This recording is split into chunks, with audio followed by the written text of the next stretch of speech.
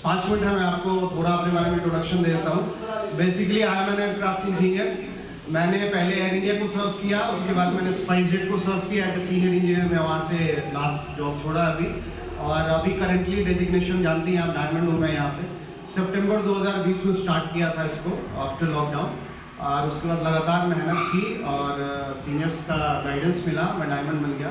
Product ने बहुत अच्छे काम किए, और यहाँ तक का जो जर्नी था वो इतना भी बढ़िया नहीं था जितने लाइनों में मैंने आपको बता दिया। बहुत मेहनत करी, बहुत पसीना बहाया, और थोड़ा सा अपने जो पुराने जॉब का जो बैकग्राउंड है, क्योंकि हाई प्रोफाइल के लोग जब डायरेक्ट सेलिंग में आते हैं ना तो उसको थोड़ा छोटा समझते हैं, राइट। 5 मिनट है, आपको सुनना है इसमें थोड़ा सा। मैं आपको कह रहा था, अभी जा रहा है ना, ठीक है। जो हाई प्रोफाइल के लोग होते हैं ना, जब वो आते हैं डायरेक्ट सेलिंग में ना, तो थोड़ा सा इसको लाइटली लेते हैं। ये सुनो, या तो आपके पीछे बहुत सारी प्रॉपर्टी हो, या फादर का बैकग्राउंड अच्छा हो, या आप बहुत रिच फैमिली से, मतलब फैमिली से आते हैं, तो थोड़ा सा इस बिजनेस को आप हल्के में लेते हैं। तो मैंने ये गलती नहीं करी, मुझे इसकी पावर पता थी कि मैं क्या कर सकता हूँ इससे, और मैंने इसको बहुत ही डीपली सीरियसली किया, बिल्कुल जॉब की तरह। मैं सबको यही बात कहता हूँ, मैंने फेसबुक पे भी यही चीज डाली है कि अगर आपको डायरेक्ट सेलिंग में कामयाब बनना है तो आप इसको शुरुआत के 2-3 साल ना जॉब की तरह करो। समझ रहे हो मैं क्या कह रहा हूँ? जॉब का मतलब ये होता है कि अगर आप फुल टाइमर नहीं है, पार्ट टाइमर है, तो आप 9 to 5 नहीं कर सकते, तो आप डेली कम से कम 3-4 घंटा करो। और अगर आप फुल टाइमर है तो आप 9 to 5 करो। मतलब आपका भी काम वहीं से शुरू होता है, बस ये है कि कहीं पंच नहीं लगाना, किसी को रिपोर्ट नहीं करना, बट 9 to 5 आपका भी होना चाहिए। और पार्ट टाइमर है फिर तो आप करो ही करो, राइट। शुरुआत के 2 से 3 साल आपको बहुत मेहनत करनी पड़ेगी।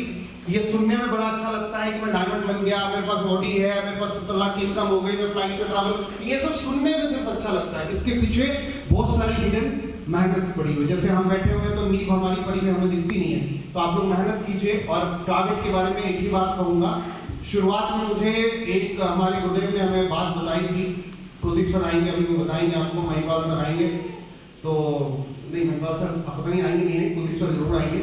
तो उन्होंने एक बात बताई थी कि एक बार टारगेट जितना कोई बड़ी बात नहीं है।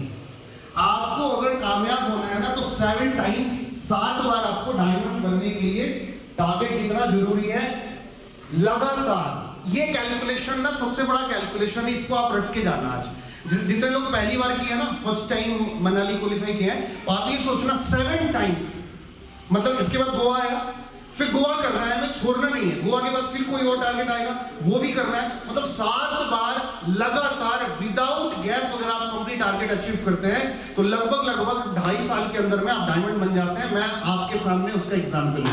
सितंबर 2020 को जब मैंने ज्वाइन किया था, तब जो टारगेट आया हुआ था वो मैंने क्वालिफाई कर लिया। उसके बाद आया वो भी क्वालिफाई कर लिया, तीसरा भी कर लिया, चौथा भी कर लिया, 5वां भी कर लिया, 6ठा भी कर लिया।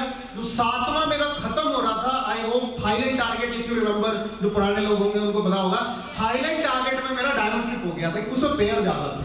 थाईलैंड टारगेट जब चल रहा था और उस टाइम मैं डायमंडशिप हो गया। तो ये एक प्रूवन सिस्टम है। चाहे आप बाकी चीजें तो बाद में भी सीख लेना, एक चीज यहां से सीख के जाना, चाहे टारगेट कोई भी आए, एवरी 3 मंथ्स पे आता है ना टारगेट, चाहे कहीं का भी टारगेट आए, आपने वो क्वालिफाई करना है, आपने वो जीतना ही जीतना है। और कितनी बार जीतना है? ये कैलकुलेशन है। जैसे हमारा प्लान कैलकुलेटेड है, वैसे ये कैलकुलेटेड है। अगर आप 7 टाइम्स लगातार टारगेट जीतते हैं ना, डेफिनेटली आप डायमंड बनेंगे। Thank you so much. आज के लिए इतना ही बहुत है, ठीक है। मैं एक और डायमंड से आपको मिलवाता हूँ, नए बिल्कुल न्यू डायमंड बने हैं, वो मिलना चाहेंगे? मेरा आज गुड लक है कि उन्होंने इसी 1 तारीख को अपनी डायमंडशिप पूरी की, और मैं आज उनको बुलाने वाला हूँ। आज हमारे साथ आए हुए मेरे बहुत अच्छे दोस्त और बहुत ही अच्छे इंसान हैं। मैं आपको उनके बारे में जरूर बताऊंगा, जब उनकी कहानी इतनी प्यारी है कि हर स्ट्रगल करने के बाद ही आदमी महान बनता है। वो 4,500 की नौकरी करते थे किसी प्राइवेट फर्म में, प्राइवेट स्कूल के अंदर। 4,500, जस्ट सोच के देखिए आप। शायद इससे कई गुना ज्यादा तो वो टीडीएस पे कर देते होंगे, राइट। पर इसकी नौकरी करते थे। उन्होंने बड़ी शिद्दत के साथ यहाँ पे काम किया, बहुत मेहनत की, और जाके शुरुआत में जैसे सबको रिजेक्शंस मिलती है, उनको भी रिजेक्शंस मिले, लोग उनको भी बहुत सारी बातें बोलते थे, लेकिन उन सारी रुकावटों को पार करके वो डायमंड बन गए और आज पहली बार एज ए डायमंड उनका रिकग्निशन यहाँ पे वो एंट्री कर रहे हैं। तो मैं चाहता हूँ कि आप सभी लोग ऐसा उनको फील कराना, जो नया नया डायमंड होता है ना, ऐसा फील कराना आप उनको, यस ये होता है डायमंड सिप। और आप उनसे भी सीखेंगे। जैसे मैंने आपको एक चीज बता दी कि 7 टाइम्स आपने टारगेट जितना है, कैलकुलेशन बता दिया आपको, उसी तरीके से। और दूसरी बात बता दी कि बड़े प्रोफाइल होने से कोई फर्क नहीं पड़ता। जो बड़े प्रोफाइल के लोग आते हैं डायरेक्ट सेलिंग तो पहले आप उनको क्लियर करें, बड़े प्रोफाइल के लोग भी अच्छे से लेंगे।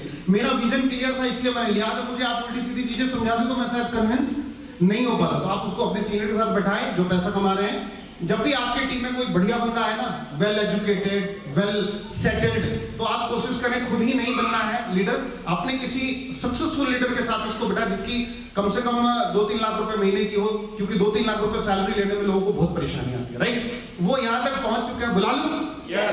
तो कैसे बुलाते हैं डायमंड्स को, पता है ना?